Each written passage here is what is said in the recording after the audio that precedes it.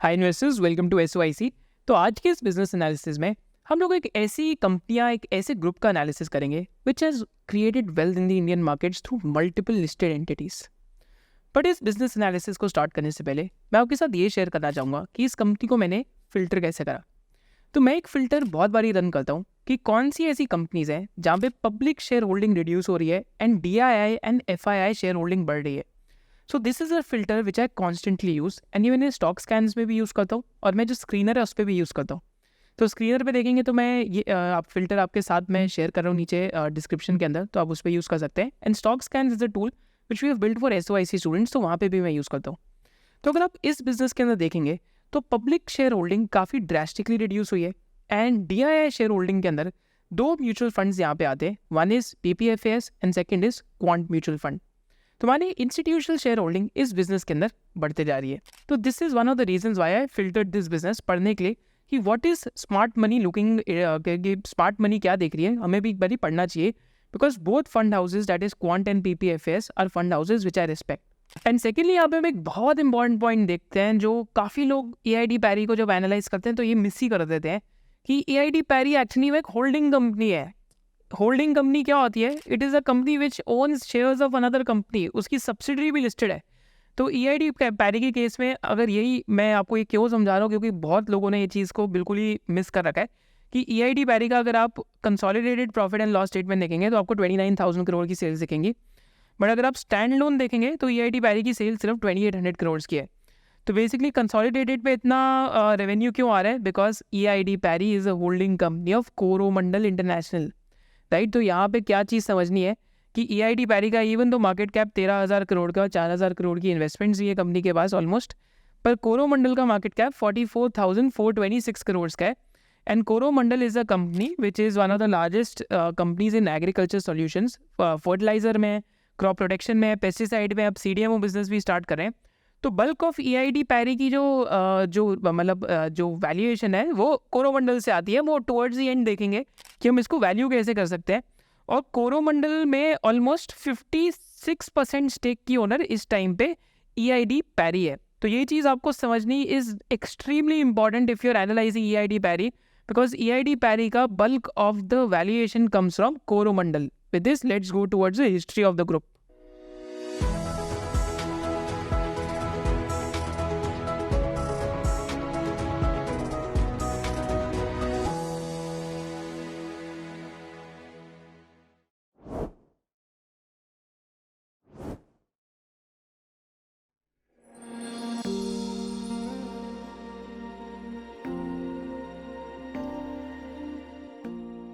तो जब हम EID पैरी की बात करते हैं तो EID Parry actually belongs to the Murugappa group.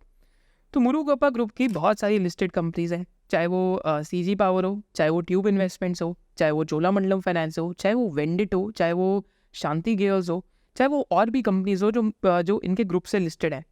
पर पूरे ग्रुप के अंदर एक ही क्या पैटर्न है? द पैटर्न इज कि कंपनीज हमेशा वैल्यू चेन के कर्व को क्लाइम करती हैं। जैसे आज ट्यूब इन्वेस्टमेंट्स में भी देखेंगे, so they are climbing the value chain curve कि कहाँ मतलब एक साइकिल वाला बिजनेस आज डिफरेंट इंडस्ट्रीज में एंटर कर रहा है और EV के अंदर भी एंटर कर रहा है। एंड उन्होंने CG पावर को भी वहाँ से खरीदा एंड CG पावर में अब ट्रांसफार्मर का बिजनेस कर रहे हैं, मोटर्स का बिजनेस कर रहे हैं एंड अब सेमीकंडक्टर के बिजनेस के अंदर आ रहे हैं, राइट। सिमिलरली चोलामंडलम की बात करेंगे तो चोलामंडलम 2008 में एक टाइम पे बैंक्रप्सी के कगार पे आ गई थी because of false partnership that they had. And now Cholamandalam is one of the best listed NBFCs in India, जिसका हमने आज से 2 years पहले भी एनालिसिस करा था। एंड सब प्राइम लेंडिंग में it is difficult to find a better business in terms of quality, कि कैसे उन्होंने NPS कंट्रोल करके अपना जो रूट है that is pre return like जो प्री टैक्सेस पे जो रिटर्न ऑन कैपिटल एम्प्लॉयड या फिर रिटर्न ऑन एसेट कमाते हैं, that is really high for Cholamandalam finance. Similarly अगर आप शांति गेयर्स का एग्जाम्पल लेंगे तो Shanti gears is also climbing up the value chain. जो सोना BLW करता है, तो डिफरेंशियल गेयर्स में आने की बात कर रहे हैं। But this is how the group is, it has always climb the value chain. तो जब हम EID पैरी की बात करते हैं, it also belongs to the Murugappa group and आज EID पैरी की मार्केट कैप कुछ 13,000 करोड़ की है। बट EID पैरी की जो एनुअल रिपोर्ट है उसमें हमेशा क्या बात करी गई है? That is climbing the value chain from converting the sugar business to non sugar. माने अगर आप एनुअल रिपोर्ट में ये 3 इंस्टेंसेस देखेंगे तो कंपनी क्या बात कर रही है कि we have to go from sugar to non sugar. तो कंपनी का जो कोर थॉट प्रोसेस है वो बहुत क्लियर है over the next 4 to 5 years की कंपनी शुगर के रेवेन्यू को कम करके नॉन शुगर का रेवेन्यू बढ़ाएगी, नॉन शुगर में ब्रांडेड शुगर बढ़ाएगी, डिस्टिलरी बढ़ाएगी, एफएमसीजी प्रोडक्ट्स के अंदर आएगी। That is very very clear to see. तो एनुअल रिपोर्ट में इंटरेस्टिंग पैटर्न्स अगर हम देखते हैं तो पहली चीज़ यहाँ पे बोली कि EIT Parry for the future will largely be positioned as a bioenergy, food and nutrition company. This will de-link the company from the cyclicality and tightly controlled aspects of conventional sugar industry. फिर second में क्या बोला कि at EIT Parry we are optimistic of the way our business model is being involved. It is being evolved not just for its revenue diversity but due to widening of our product mix and a considerably large addressable markets for each. Then again फिर क्या बोला कि I am pleased to share that in the space of last 4 years, company has successfully moderated its excessive erstwhile dependence on sugar through increased non-sugar revenues. And पूरी annual report में क्या लिखा हुआ है, शुगर टू नॉन शुगर। तो यहाँ पे अगर ये कोई भी बिजनेस पढ़ रहा है तो कोई भी अगर थीसिस के एस्पेक्ट से पढ़ रहा है तो थीसिस तो बहुत यहीं से क्लियर हो जाती है, the company wants to go from sugar to non sugar. तो बेसिकली काफ़ी सारी हमने कंपनीज में देखा है पहले, चाहे हमने दीपक नाइट्राइट के केस में देखा हो या फिर और भी कंपनीज़ के केस में देखा हो जहाँ पे प्रोडक्ट मिक्स चेंज होता है, जहाँ PI इंडस्ट्रीज़ के केस में देखा हो या गरवारे हाईटेक के अंदर अभी जैसे चल रहा है। तो प्रोडक्ट मिक्स की एवोल्यूशन में थोड़ा टाइम लगता है, but product mix change is a very potent mental model and it is one of the mental models जो हम इस कंपनी में अप्लाई कर सकते हैं कि आप कमोडिटाइज सेगमेंट को छोड़ के ब्रांडेड सेगमेंट या फिर लेसर साइक्लिकल सेगमेंट के अंदर आप घुसने की ट्राई कर रहे हैं। This is what product mix change means. इसके बाद अब हम देखते हैं कि EIT Parry कौन कौन से बिजनेसेस में है और उनकी क्या स्ट्रैटेजी चल रही है। तो अभी हम EIT Parry का जो स्टैंड लोन बिजनेस है उसका डिस्कशन करेंगे and towards the end of the video जो EIT Parry बिकॉज एक होल्डिंग कंपनी है तो उसमें हम कोरोमंडल का भी वैल्यूएशंस डाल के देखेंगे कि कोरोमंडल को इंक्लूड करके होल्डिंग कंपनी में क्या वैल्यू बैठती है। तो अगर हम EIT Parry का अभी रेवेन्यू देखते हैं स्टैंड लोन बिजनेस का तो 7,355 करोड़ का रेवेन्यू है, जिसमें नियरली जो शुगर बिजनेस है दैट कॉन्ट्रीब्यूट्स 35 to 40%, जो न्यूट्रिस्यूटिकल बिजनेस है उसका 2 to 3% कॉन्ट्रीब्यूशन है, वेयरएज जो रिफाइनरी बिजनेस है it is contributing somewhere close to 50 to 60%, but refinery business अभी इस टाइम पे बहुत ज़्यादा प्रॉफिटेबल नहीं है। तो within the sugar business अगर हम बेसिकली चेक करते हैं EIT Parry के अंदर तो within the sugar business there are 3 different businesses, एक डिस्टिलरी बिजनेस है, एक शुगर बिजनेस है एंड इसके साथ साथ within the sugar business एक पावर जनरेशन का बिजनेस है, क्योंकि जब भी शुगर प्रोडक्शन होती है तो एक बाय प्रोडक्ट बनता है by the name of bagasse और उससे बेसिकली पावर प्रोडक्शन होती है। तो EIT Parry के 6 शुगर प्लांट्स है, एक सांकिल में, एक लाइक पुगालूर में, राइट। तो आप चेक कर सकते हैं डिफरेंट जो शुगर प्लांट्स हैं and one standalone distillery है across the 3 southern states, right. तो पावर जनरेशन की कैपेसिटी 140 मेगावाट्स की है और डिस्टिलरी की कैपेसिटी अभी 417 KLPD की है। बेसिकली डिस्टिलरी में जो एथेनॉल का ये लोग प्रोडक्शन करते हैं और जो ENA करके एक चीज़ बनाते हैं, right, that is extra neutral alcohol करके। तो यहाँ पे अगर हम शुगर में देखते हैं इस कंपनी में तो ग्रॉस रिकवरी शुगर के अंदर तो माने कि अगर शुगर केन की क्रशिंग हो रही है तो उसमें से कितना जूस और वो सब रिकवर कर पा रहे हैं। तो देखिए ये जो नंबर कर्नाटका के अंदर 11.5 है, प्लस आंध्र प्रदेश में 9% और तमिलनाडु में 8.5% है। बाकी स्टेट्स में कम क्यों है? Because of climatic conditions. Cane crush वैसे इनका 37.3 LMT से ऑलमोस्ट 50 LMT के आसपास हो गया, बट अगर आपको यही दिखाने के लिए इम्पॉर्टेंट है कि with in the sugar business आज भी 60 to 70% of the sugar business bulk sugar या फिर commoditise sugar part of the industry से आता है। तो यहाँ पे ये लोग क्या कर रहे हैं कि एक इंस्टीट्यूशनल सेल्स एंड जो कंज्यूमर सेल्स है उस पर फोकस कर रहे हैं ग्रो करने की। Institutional like sale of sugar के अंदर अगर आप रियलाइजेशन देखते हैं तो इट इज़ 38 रुपीज़ पर किलो एंड इंस्टीट्यूशनल सेल की इनकी वॉल्यूम लास्ट 4-5 ईयर्स में 1.65 LMT से आज 2.09 LMT के आसपास हो गई है, जिसमें फार्मास्यूटिकल कंपनीज या FMCG कंपनीज को सेल करते हैं।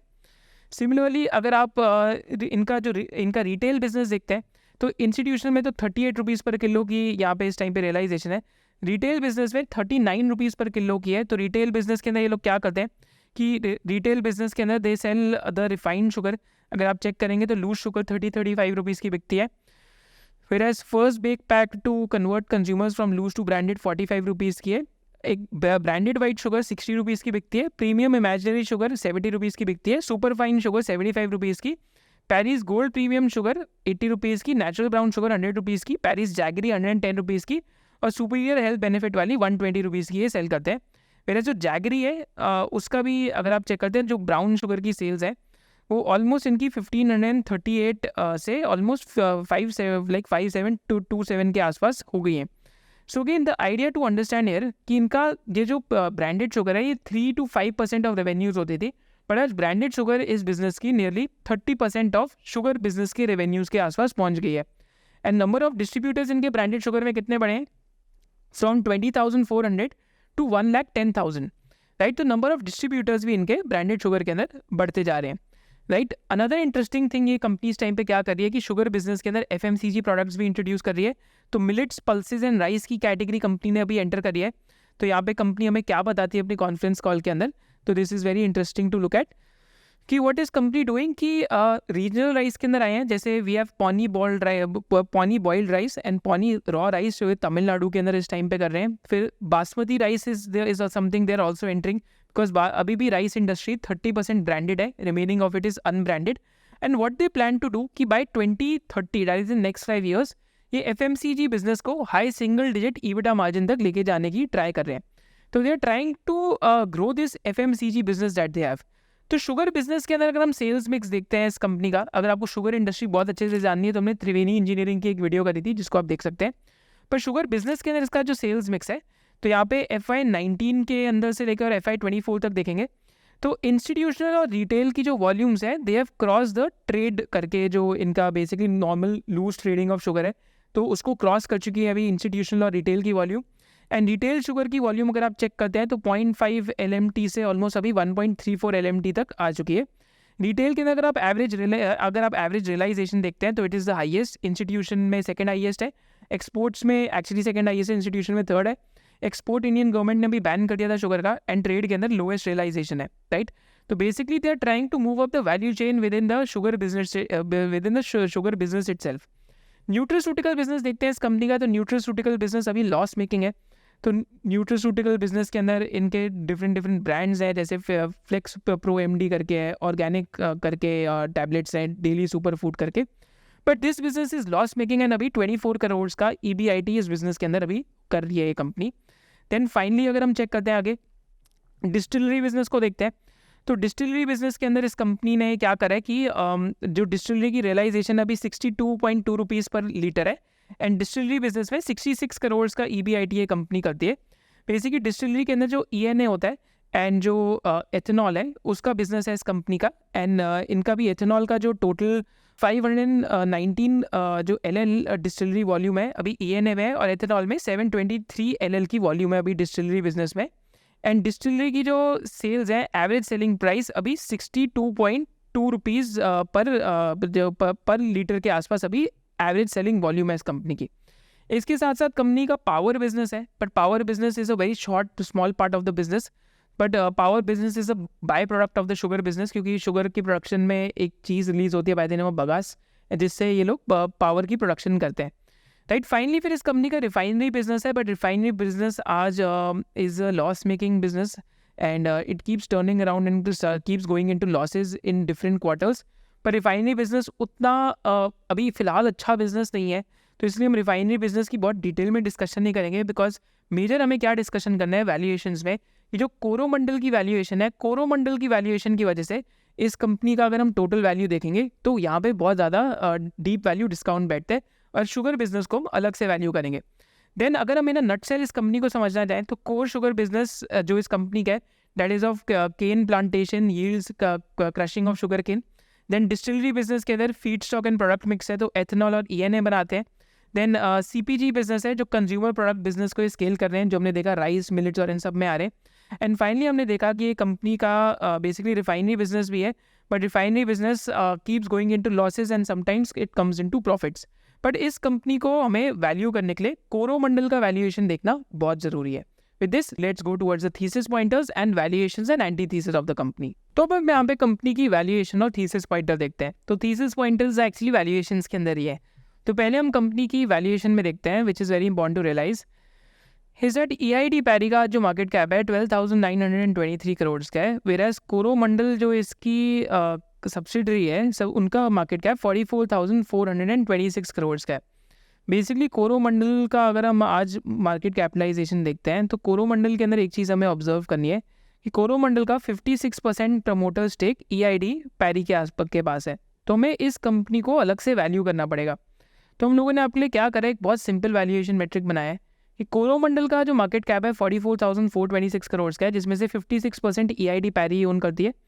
तो EID पैरी कितना ओन करती है कोरोमंडल का मार्केट कैप का, दैट इज 24,878 करोड़ का, बिकॉज उनके लिए तो एट्रीब्यूटेबल वही होएगा, राइट। एंड होल्ड को डिस्काउंट अगर हम 50% देते हैं, बिकॉज होल्डिंग कंपनीज एक 50% के डिस्काउंट पे ट्रेड करती है, तो EID पैरी पे जो एट्रीब्यूटेबल वैल्यूएशन है कोरोमंडल की, इसको आराम से समझिए, वो 12,440 करोड़ की, that is 12,440 crore, which is what is today's market cap of EID Parry इज। अब EID पैरी में इसके अलावा भी कुछ और चीज़ें हैं। एक तो cash and investment balance sheet पे ऑलमोस्ट 3,000 करोड़ का कैश पड़ा हुआ है बैलेंस शीट पे। देन स्टैंड लोन बिजनेस की जो सेल है वो 2,800 करोड़ की है, जो शुगर बिजनेस और ये सारी चीज़ें हमने देखी। एंड स्टैंड लोन बिजनेस का हम अज्यूम करते हैं कि प्राइस टू सेल इस कंपनी को 1 टाइम्स मिलता है।